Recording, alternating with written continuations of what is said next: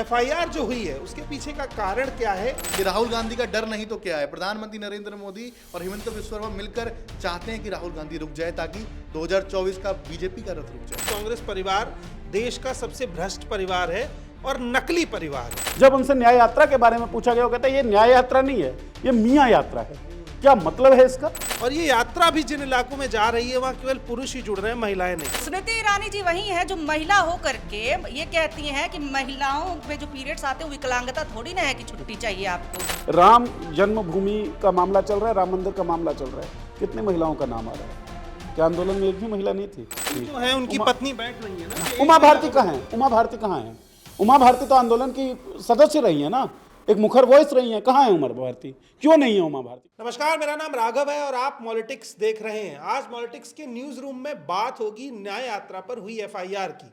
असल में हुआ कुछ ऐसा कि राहुल गांधी की न्याय यात्रा जिस रूट से जानी थी उस रूट की जगह किसी और रूट से गई, जिसको लेकर यात्रा प्रभारी के ऊपर एफआईआर दर्ज हो गई है। अब इसके बाद न्यूज चैनलों पर और सोशल मीडिया पर अलग अलग तरह के मैसेज जा रहे हैं। कुछ लोगों का कहना है कि एफआईआर राहुल गांधी पर हुई है, कुछ लोगों का कहना है कि यात्रा पर हुई है, कुछ लोगों का कहना है कि यात्रा को रोक दिया जाएगा। ये तमाम तरीके के क्योस हैं और कुछ सवाल भी हैं। उन सभी सवालों के साथ न्यूज रूम में हमारे साथ नीरज जी मौजूद हैं, निवेदिता है, संदीप है। संदीप, पहला सवाल ये कि एफआईआर का जो क्योस है इसको आप क्लियर करिए कि एफआईआर जो हुई है उसके पीछे का कारण क्या है, क्यों हुई है और कितना सही है? देखिए, जो एफआईआर हुई है इसमें साफ तौर पर जो असम के मुख्यमंत्री हिमंता बिस्वा शर्मा है उनका डर दिखाता है कि जो सामाजिक न्याय की लड़ाई लेकर एक नेता आगे चल रहा है जिसका नाम राहुल गांधी, वो आगे उससे एक तरीके का डर दिखाता है कि हाँ ये नेता आगे ना बढ़ जाए, कहीं प्रधानमंत्री नरेंद्र मोदी को जो नेता टक्कर देने वाला है उससे कहीं उस राह में उसका किस तरीके से रोड़ा अटकाया जाए, ये हिमंता बिस्वा शर्मा कर रहे हैं। और राहुल गांधी पर ये पहली बार ऐसी चीज़ें नहीं है। देखिए, ईडी का सामना उनको करना पड़ा, तमाम लोगों ने सड़कों पर आकर विरोध प्रदर्शन किया, उनकी लोकसभा सदस्यता रद्द की गई, उनसे घर छीना गया। एक व्यक्ति को लगातार दबाने की साजिश भारतीय जनता पार्टी और मोदी सरकार द्वारा की जा रही है। क्यों? बस इसलिए क्योंकि वो मणिपुर भी जा रहा है। वो तमाम ऐसे मुद्दे हैं जहां पर पीड़ित परिवारों के साथ खड़ा दिखाई देता है और लड़ाई लड़ता है। अभी असम के अंदर जो एफआईआर हुई है, जो कांग्रेस के प्रभारी हैं उनके ऊपर एफआईआर की गई और उसमें दिखाया गया है कि वायलेंस मतलब हिंसा फैल सकती है। अरे नूह में हिंसा हुई, दिल्ली दंगे हुए, उनमें आपको हिंसा नहीं दिखाई दी। एक व्यक्ति जो न्याय यात्रा निकाला है उसमें आप कह रहे हो कि हिंसा फैल सकती है। ये राहुल गांधी का डर नहीं तो क्या है। प्रधानमंत्री नरेंद्र मोदी और हिमंत बिस्वा शर्मा मिलकर चाहते हैं कि राहुल गांधी रुक जाए ताकि 2024 का बीजेपी का रथ रुक जाए। ओके, एक और सवाल नीरज जी, सवाल ये बनता है जैसे हिमंता बिस्वा शर्मा प्रेस कॉन्फ्रेंस करके जिस तरीके का बयान दे रहे हैं, उससे पहले राहुल गांधी का भी एक बयान था कि यहाँ का सीएम देश का सबसे भ्रष्ट सीएम है। उसके बाद एक रिप्लाई आया कि कांग्रेस परिवार देश का सबसे भ्रष्ट परिवार है और नकली परिवार है। नकली शब्द के मायने क्या हैं? और एक सवाल कि राहुल गांधी का जो अटैक था वो मुख्यमंत्री पर था, मुख्यमंत्री का जो अटैक है वो कांग्रेस परिवार पर है। तो राजनीति में जो व्यक्तिगत हो जाने का मसला शुरू होता है उसको किस फ्रेम में देख रहे हैं? 2006 में हिमंत बिस्वा शर्मा मैनेजर थे असम इलेक्शंस के कांग्रेस के लिए। 2011 में वो फिर से मैनेजर हुए, बहुत अच्छी परफॉर्मेंस हुई। इसके बाद महत्वाकांक्षा तो जागती है हर पॉलिटिकल लीडर की। हिमंता बिस्वा शर्मा की भी जागी होगी, भाई मुख्यमंत्री बन जाओ, जो इलेक्शन मैनेज किया है। तो तरुण गोगोई उस वक्त थे, उन्होंने अपने पुत्र गौरव गोगोई के लिए भी रास्ता क्लियर करने का सोचा और राजनीति में ये सब चलता रहता है। अंततः हुआ ये कि जो हिमंता बिस्वा शर्मा है उनको पार्टी छोड़नी पड़ी। अब जब आप पार्टी छोड़ देते हैं तो जो पार्टी रहती है ना, जिस पार्टी में आप पहले रहते हैं, वो भ्रष्ट हो जाती है, वो परिवार आपको भ्रष्ट दिखने लगता है। और ये बात कांग्रेस पे भी लागू है। 2015 तक हिमंता बिस्वा शर्मा भ्रष्ट नहीं थे, अमित शाह के लिए भ्रष्ट थे। आज हिमंता बिस्वा शर्मा भ्रष्ट हो गए हैं। लेकिन इसमें एक चीज़ है कि हो सकता है उन्हें मुख्यमंत्री इसीलिए नहीं बनाया गया हो क्योंकि उनकी आइडियोलॉजी डिफर करती हो। और मैं एक उदाहरण से समझाना चाहता हूँ राघव।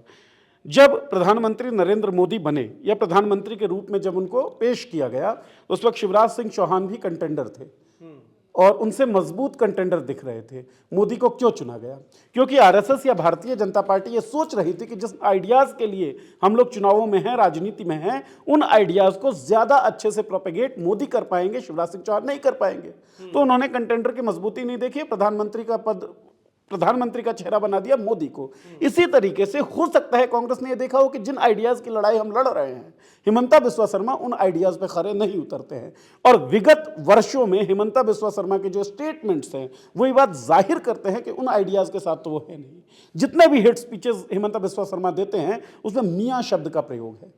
ये तो पूरी तरीके से आरएसएस का एजेंडा है।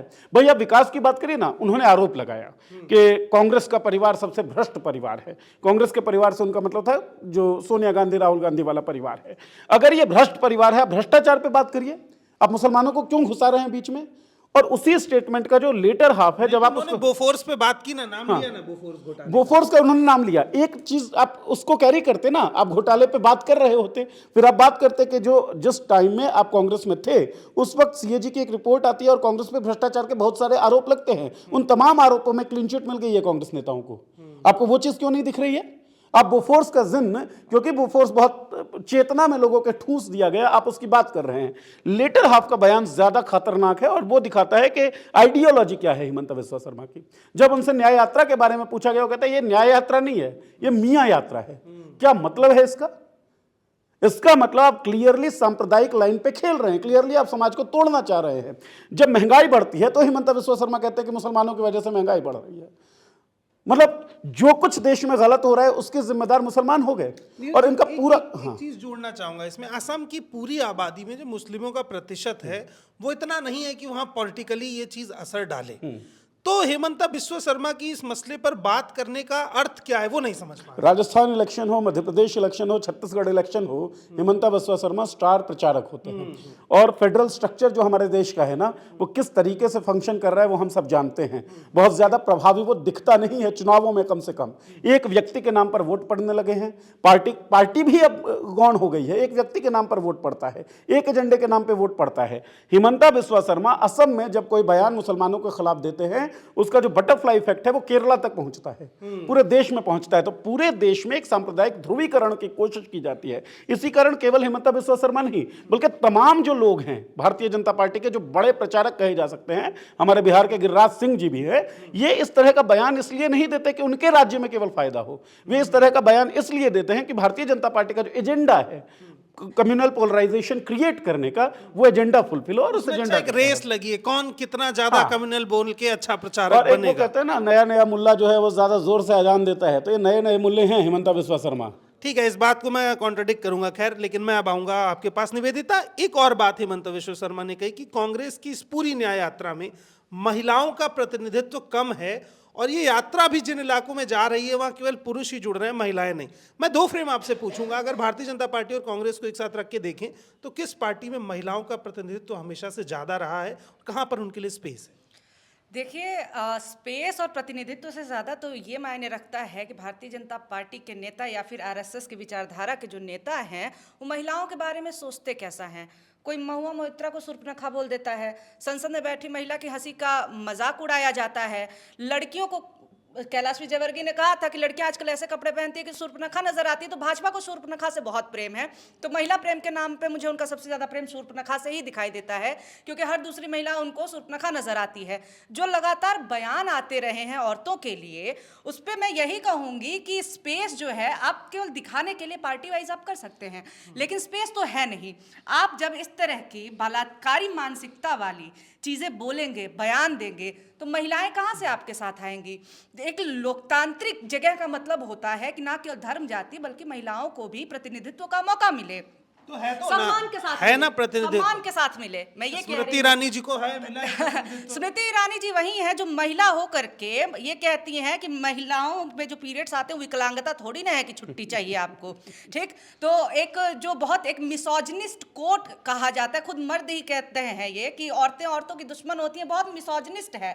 लेकिन हम ये कह सकते हैं औरतों की विभीषण हो गई हैं वो घर की तुलसी हैं आप, मतलब कैसे इस चीज को घर की तुलसी। देखिए, वो मंत्री पहले हैं, महिला एवं बाल विकास मंत्री हैं वो, और वो मणिपुर पे कुछ नहीं बोलती हैं, बलात्कार के केसेस बढ़ रहे हैं कुछ नहीं बोलती हैं, सबसे ज्यादा छेड़खानी मध्य प्रदेश में होती है वो कुछ नहीं बोलती हैं। महिलाएं जब अधिकार मांगने की बात करती हैं तो आप अपराधों के खिलाफ नहीं बोलती हैं, लेकिन जब महिलाएं खुद आगे आने की बात करती हैं तो आप वहां बैठ के जड़ें काटेंगी वहां पे कि नहीं नहीं महिलाओं को क्यों वर्क फोर्स में आप कह रही हैं। और इन्होंने बहुत अच्छा बहाना दिया था सर, इन्होंने कहा कि डिस्क्रिमिनेशन बढ़ जाएगा अगर पीरियड्स के नाम पे छुट्टी होती है कि अरे यार कि इनको फिर हम नहीं लेंगे।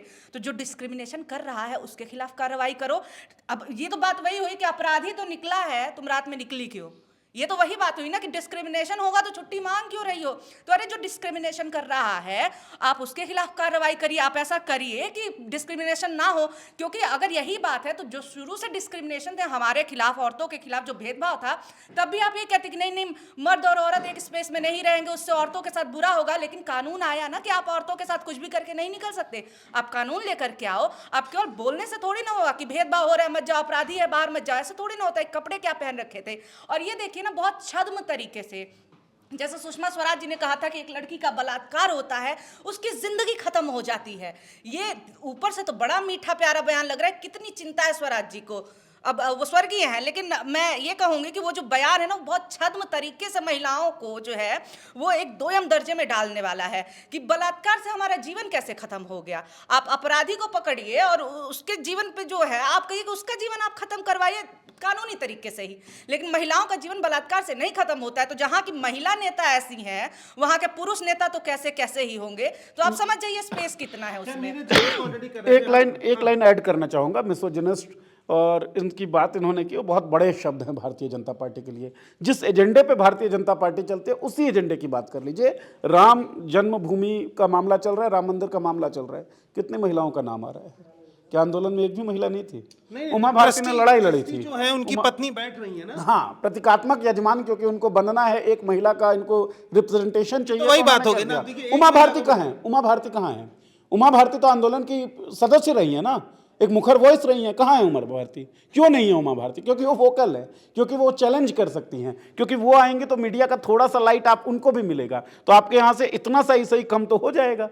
तो ये इनकी स्थिति है। नरसिंहानंद का नाम सबने सुना होगा, जिसने ओपनली ये बात बोली थी कि राजनीति में महिला किसी भी स्तर पर पहुंचती हैं तो वो अपने जिस्म का सौदा करके पहुंचती हैं। भारतीय जनता पार्टी के किसी भी नेता का कोई बयान नहीं आया। उन्होंने स्मृति ईरानी और नरेंद्र मोदी के बीच संबंधों को लेकर टिप्पणी की थी, जिस टिप्पणी की मुखालफत हमने की थी, विरोध हमने किया था, उस पर कोई बयान नहीं है स्मृति ईरानी का। आप महिला और बाल विकास कल्याण मंत्रालय संभाल रही हैं। ये स्थिति है महिलाओं की। हालांकि उस स्टेटमेंट के बाद वो गिरफ्तार हो गए, क्योंकि लगातार वो मुसलमानों के खिलाफ, महिलाओं के खिलाफ इस तरह के बयान दे रहे थे। लेकिन उन बयानों का विरोध भारतीय जनता पार्टी की तरफ से नहीं आता। तो महिलाओं की स्थिति ये है। न्याय यात्रा में आपने महिलाओं की भागीदारी की बात की थी। पूरी राजनीति में महिलाओं की भागीदारी जो है वो बहुत कम है। इस बात को हम सबको स्वीकार करना होगा। इसीलिए वुमेन रिजर्वेशन की बातचीत चल रही थी और ये लोग रिजर्वेशन लेकर आए। अच्छा कदम था। कब मिलेगा ये रिजर्वेशन?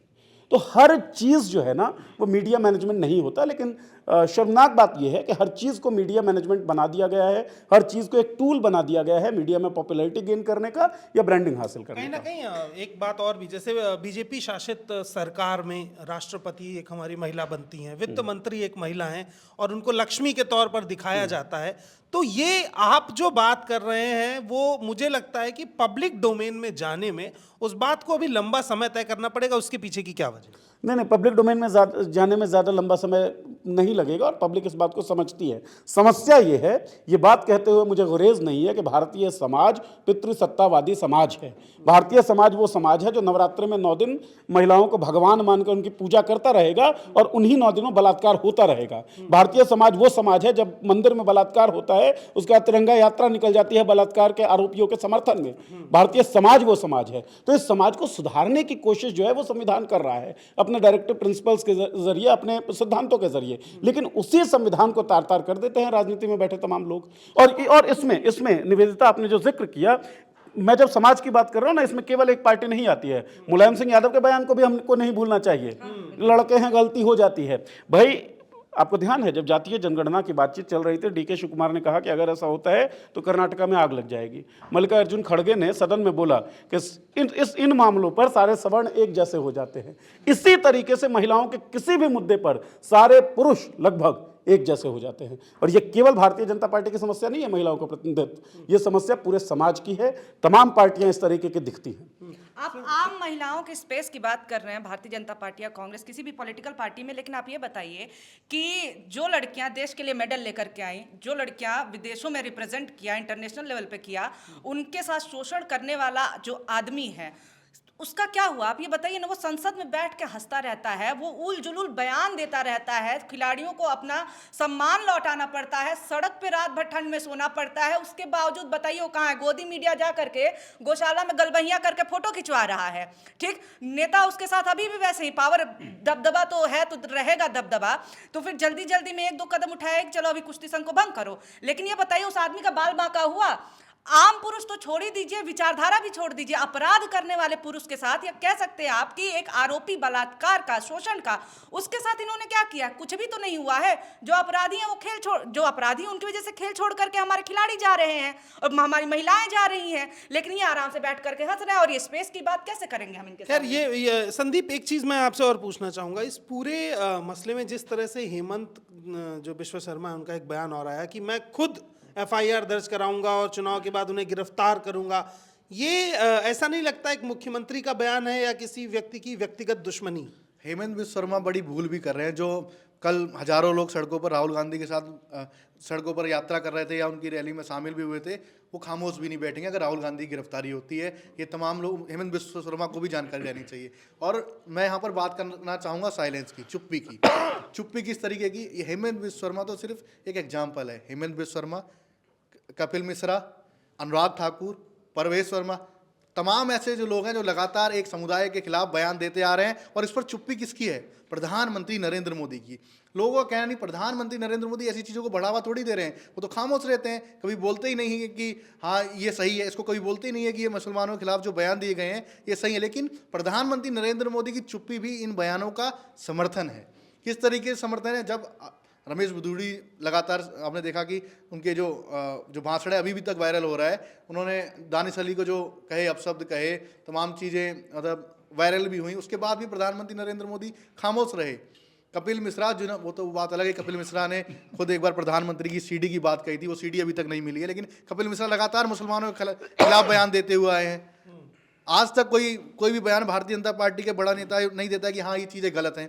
इतना बड़ा मामला, लाल किले से वो व्यक्ति बड़े बड़े भाषण दे सकता है क्या? देश के अंदर जब इतना नफरत का माहौल है, मॉब लिंचिंग हो रही है, उसके बाद लाल किले से जब भाषण देने की बात आती है, अब दोबारा एक बार लाल किले पर चढ़कर नहीं जा सकते कि देश के अंदर शांत, इतना बोलने में क्या जाता है कि हिंदू मुस्लिम सिख ईसाई आपस में भाई भाई सब लोग मिलकर रहे, हमारा कोई भी नेता किसी भी समुदाय के प्रति बयान नहीं देगा। साइलेंस क्यों है? साइलेंस भी एक तरीके से इन नेताओं का समर्थन है। कहीं ना कहीं एक बात तो पूरे देश की राजनीति में इस समय दिख रही है कि देश में महंगाई है, उसका गुनहगार कौन? मुसलमान है। देश में बेरोजगारी है, उसका गुनहगार कौन? मुसलमान है। देश में कोई भी समस्या है, इवन कि विदेश में भी अगर कोई समस्या है और भारत उसे हल नहीं कर पा रहा है, तो उसका दोषी एक ही व्यक्ति है जो मुसलमान है। इस देश की राजनीति में एक सबसे आसान टूल सामने निकल कर आ गया है जिससे आप अपने कपड़े और अपने दाग साफ कर सकते हैं। एक वायरस, वो सभी मुसलमान हैं। एक वायरस फैला जिस वायरस ने पूरे विश्व को तबाह कर दिया, लेकिन भारत में उस वायरस से ज़्यादा खतरनाक किसको बताया गया? मुसलमान को। इसी पार्टी के लोग, इसी विचारधारा के लोग ये काम कर रहे थे। हेमंत बिस्व शर्मा केवल एक प्यादे हैं जो नरेंद्र मोदी की स्टाइल ऑफ पॉलिटिक्स है उसको जारी रखने के लिए और उसके लिए एक रास्ता बनाने का काम कर रहे हैं, बस। देश में कोरोना फैला तो उसका दोषी भी मुसलमान है। इस नैरेटिव से कहीं ना कहीं एक पोलराइजेशन होता है और हर पार्टी एक दूसरे पे वोट के पोलराइजेशन का आरोप लगाती रहती है। लेकिन फिलहाल पूरा लबोलबाब यही है कि वो हेमंत बिस्व शर्मा जो पहले कांग्रेसी थे, उनकी केचुल छूटी, अब वो भाजपाई निकले हैं। अब वही कांग्रेस उन्हें इतनी बुरी लग रही है कि उनसे एक यात्रा हजम नहीं हो रही है। सवाल यहाँ पर ये छोड़ के जाएंगे आज की न्यूज रूम चर्चा में कि नेता जब पार्टी बदलते हैं तो दिल और आत्मा कैसे बदलते होंगे? जो कल तक उनके लिए पूजनीय थे वो अब तिरस्कारित कैसे हो जाते हैं? अपना भगवान कोई कैसे बदल लेता है? इसकी राय कमेंट बॉक्स में जरूर बताइए। बाकी अपडेट्स के लिए हमारी न्यूज रूम चर्चा को देखिए, चैनल को जरूर सब्सक्राइब कीजिए ताकि रोज आपको सारी अपडेट्स मिलती रहे। तब तक के लिए धन्यवाद। मिलेंगे कल की न्यूज रूम चर्चा में।